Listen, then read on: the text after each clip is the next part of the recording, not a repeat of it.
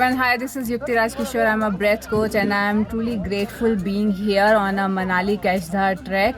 And the moment it opened up, I enrolled for this and I'm here and I loved this forest trek and there's so much of silence.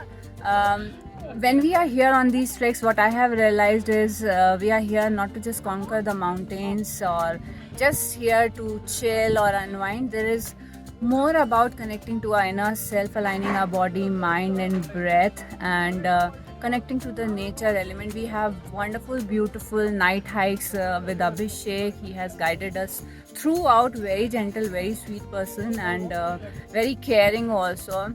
And amazing out of the body mind experiences I had. Some of them I could understand my own fears when I reflected on my day 1, day 2, day 3, and it's been a phenomenal journey. And I would highly recommend people that give yourself time and that space to re-energize yourself.